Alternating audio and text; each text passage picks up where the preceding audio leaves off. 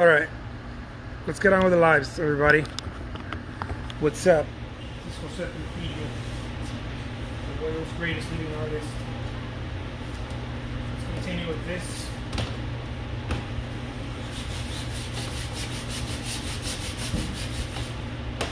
Let's make it happen. Let's make it roar. Roar. Let's make it roar. Roar and stuff.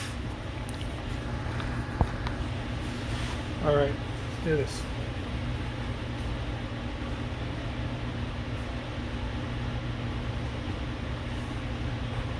Okay, it's been an interesting, to say the least, it's been an interesting time right now.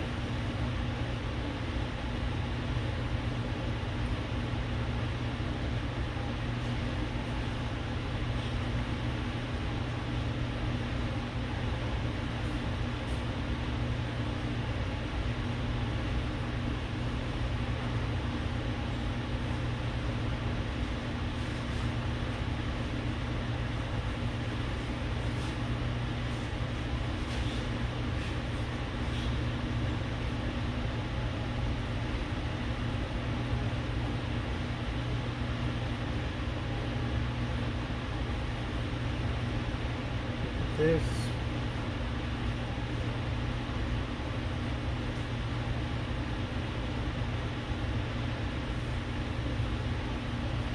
So let's do some little drawing right here.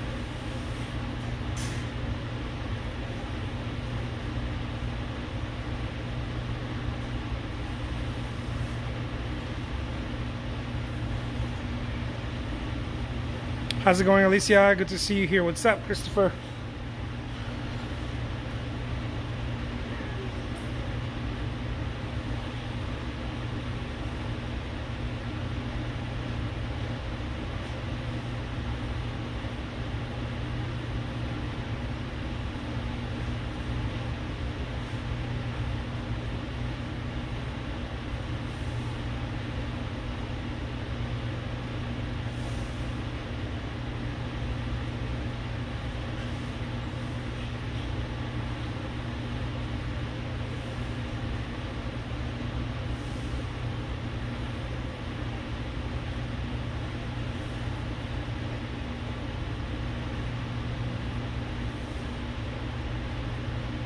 That.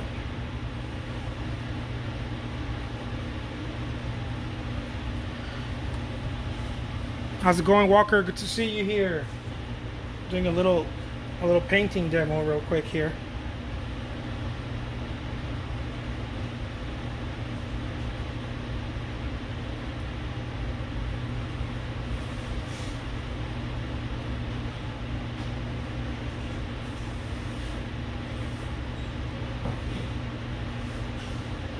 Lots of really cool feedback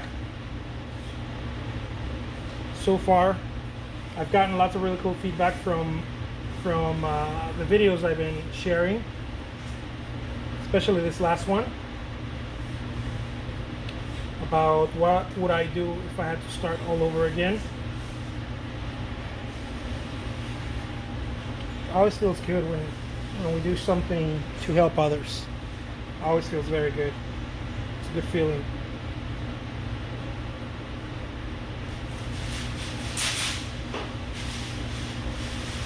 Not from like an egoic, like, oh, I can help others. If I don't, someone else will. It's not really from that. It's more of the satisfaction to know that you were able to, I don't know, spend some of the stuff, some of the energy, some of the things that you learn to share with other people.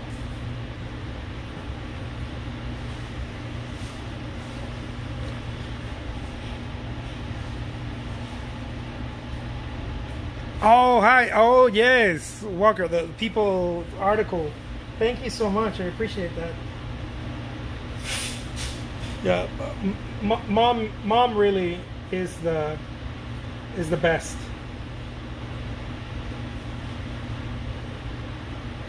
I just kind of I'm just kind of the dad. I'm kind of the dad. Mom really is an amazing parent. Learned a lot from my partner.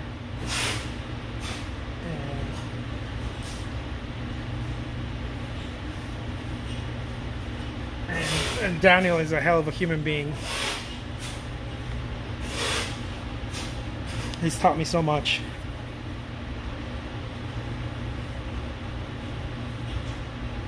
Thank you for that.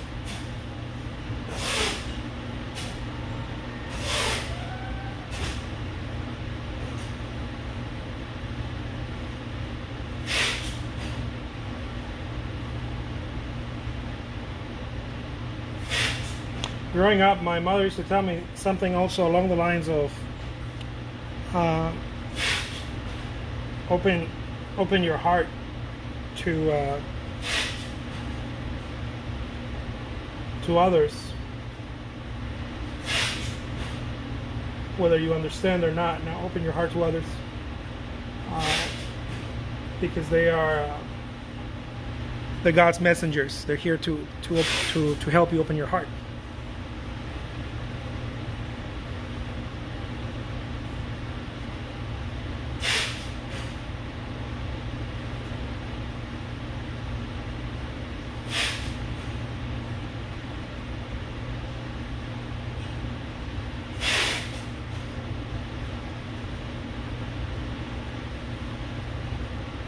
So a lot of the stuff that I do here is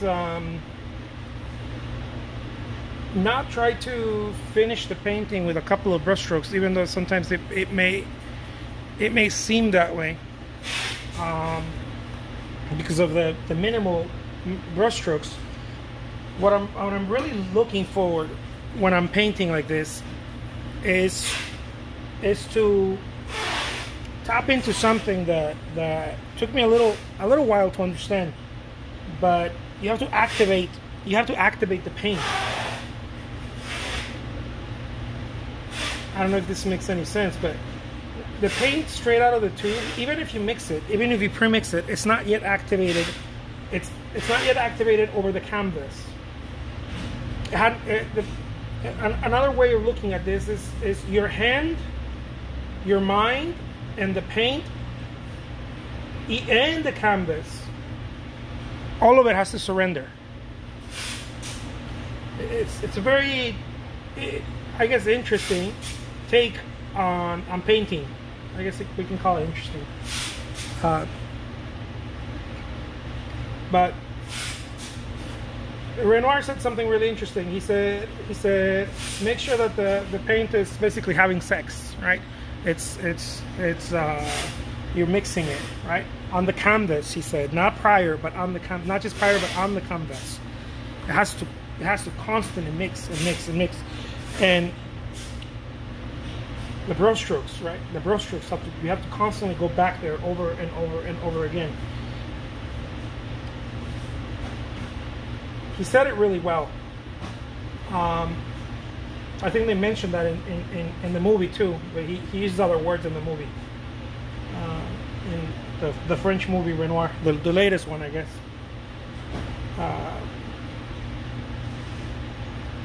The one where he's in his older years. And I started tapping into that on and off, and not really quite I didn't understand it, like many things. Right? Didn't understand it right away. But more important than in my point of view, more important than learning where the tones go and where the shadows or the brush strokes are going to go. Even more important than that is activating the paint. Because at some point, your hand, if you paint enough, if you paint long enough, your hand is going to start surrendering. And not surrendering as in it's tired. No, surrendering to your hand is fighting you for the most part because it is listening to your mind. The mind is almost always afraid. It's like its natural its natural position is to be afraid, because it depends on its survival. So it fears everything, even when you're painting. That's odd, right? Why would it fear something? Why would it fear painting? But even when you're painting, there's fear happening. And so if you keep painting over and over and over again, the same day, I'm not talking about multiple days, that's even better, but the same day, if you keep painting for a few hours, and you keep painting, even if it's different paintings, but just keep moving calmly, at some point, your hand starts surrendering, and then you enter what is known as the flow. It's a state of presence, but it's not known by many people. We call it the flow. Most people, we call it flow, or we call it the zone. But what happens is that you start slowing down. You slow down a lot. And when you slow down, it's not a slowing down that weakens you or makes you slow or progress. You slow down, your hand slows down, it looks that way, but it's not really that it slows down. What happens is that your mind secedes, your mind stops, or your mind slows down. And when you're doing that, there's a freedom that comes through your hands.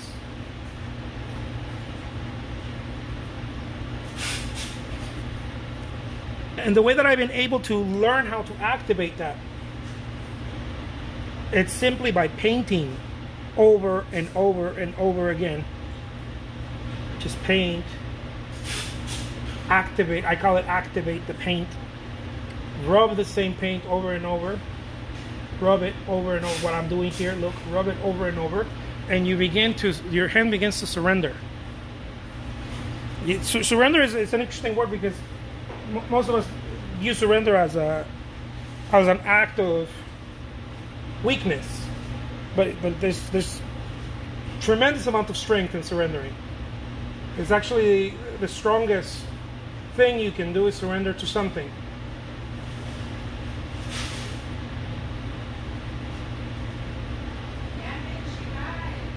And so your hand begins to surrender. It almost feels light also. I don't know if people can, if you guys, whoever paints enough, can feel that when you're painting. It almost feels light. It feels like something, it almost feels like you have gotten permission to move. Where in the beginning, you don't really quite feel like you have permission to move around the canvas. You feel like you're stopping. It's almost like driving and hitting the brake at the same time. But there comes a point where you do it and you do it and you do it.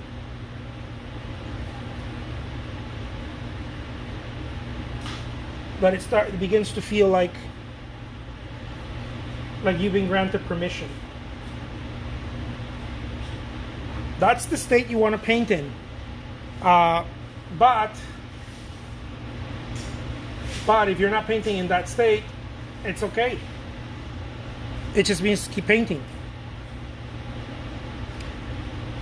You won't get to that state unless you go through the painting process for the most part.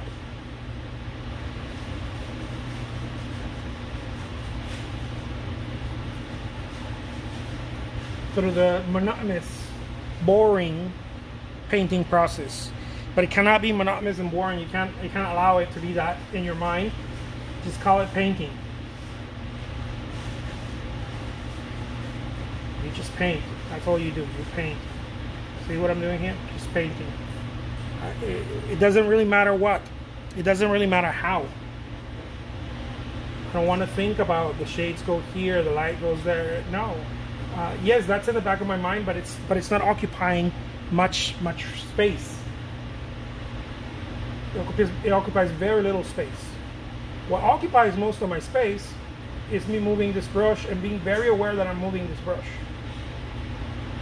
That I can feel the movement of the brush.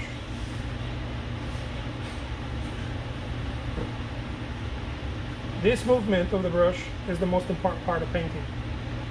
It's not anything else, it's the movement of the brush. Because that's where your attention goes. And so you got to practice a lot of movement with the brush so that your attention can go there. Once your attention goes there, you get into that state. Like I said, it's a type of surrendering that happens.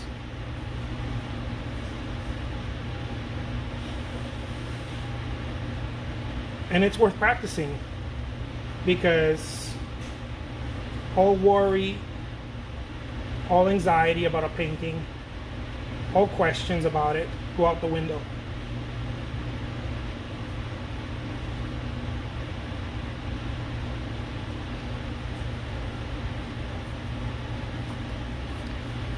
The whole thing goes out the window, and something else takes over.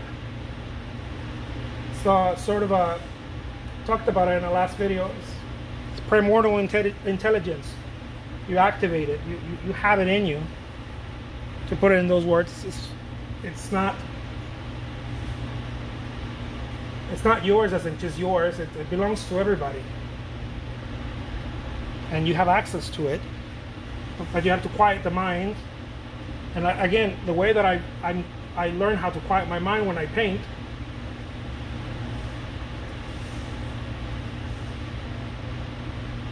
is to focus on the brushstroke. That's all I do. I just focus on the brushstroke, and I do plenty of brushstroke.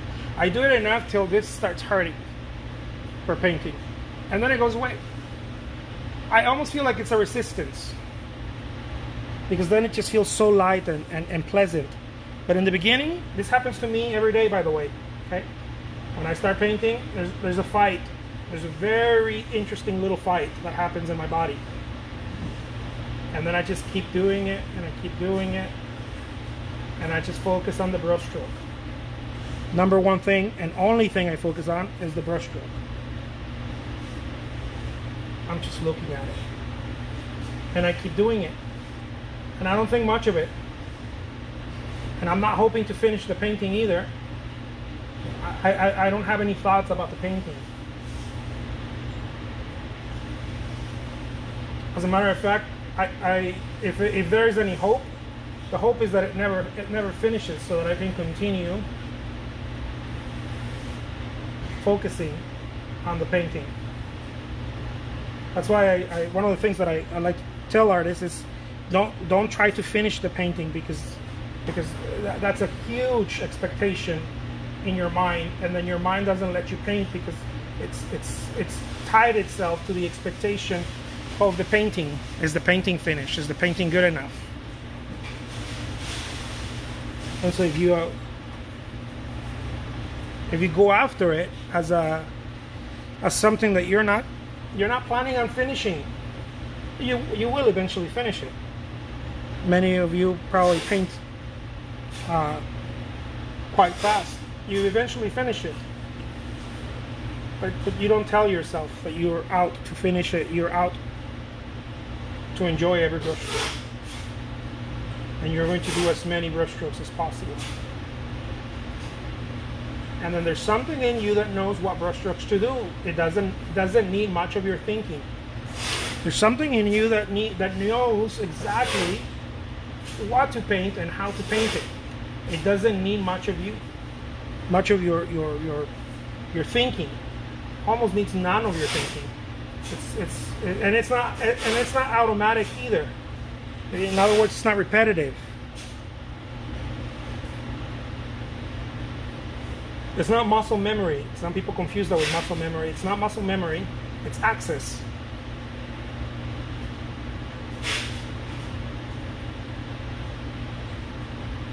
You have access to something. When you allow something, you have access to it. When you fight it, you have no access to it.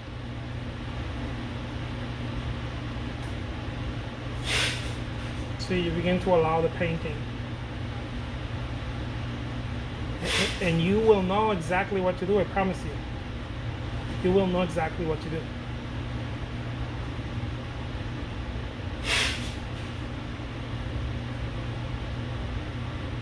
Throughout the years that I've been painting, this has been probably the best little kept secret. I never heard anyone talk about it. Just brush. And don't stop brushing. Also, there's a part of you that knows when the painting will be finished. And it will tell you, and you will gladly finish it. There's so much intelligence running around in your being, but it gets suppressed from your excessive thinking.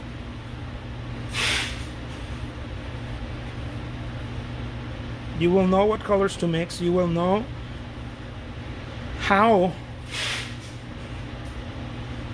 And I'm not saying that you will have access to, I don't know, John Singer Sargent's color palette. That's not what I'm saying.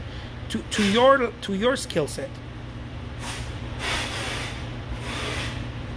But you will, every time you paint in this manner, you will paint the best you.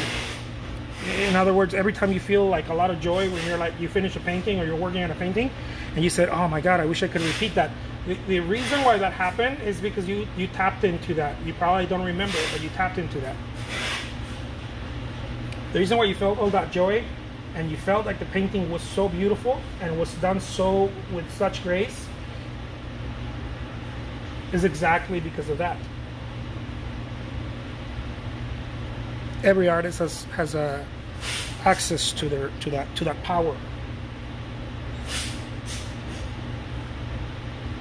But the limitations of thinking about things constantly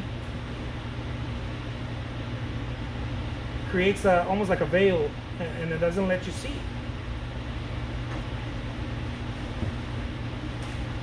And you second guess yourself throughout the entire painting.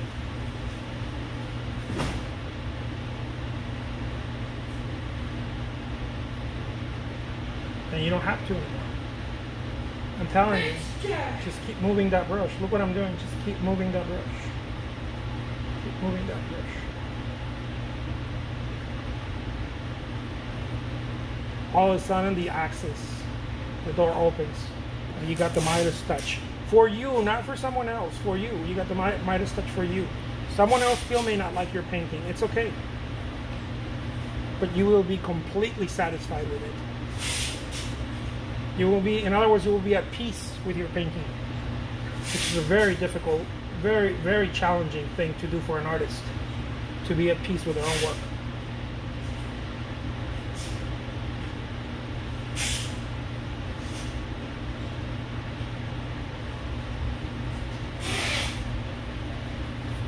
Artists, we tend to almost never be at peace with what we do. Because there's always some better future for it. You know, I could have done better. There's always some sort of future.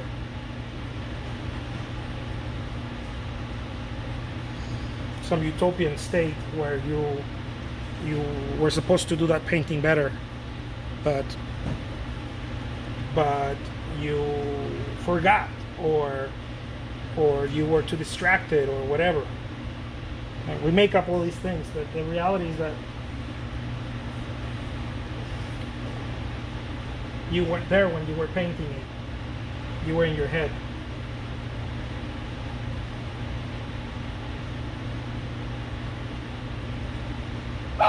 As to paying attention to your brush and keep brushing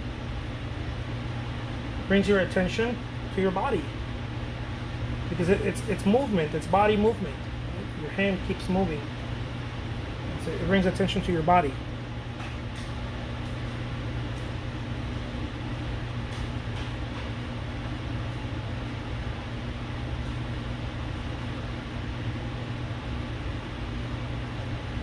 Once you bring attention to your body, you're golden. You're playing another game.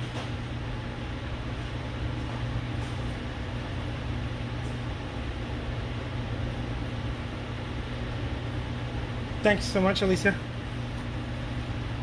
It's a whole other game that most other artists won't even understand you, and that's fine. They don't have to.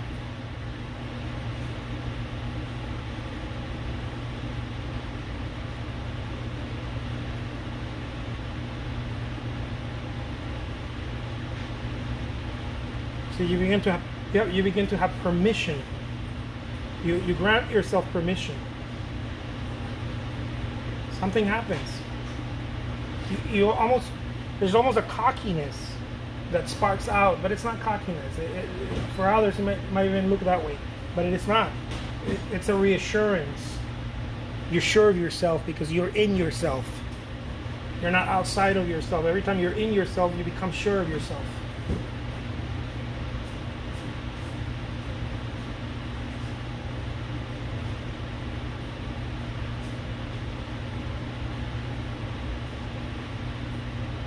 The brush and you become one.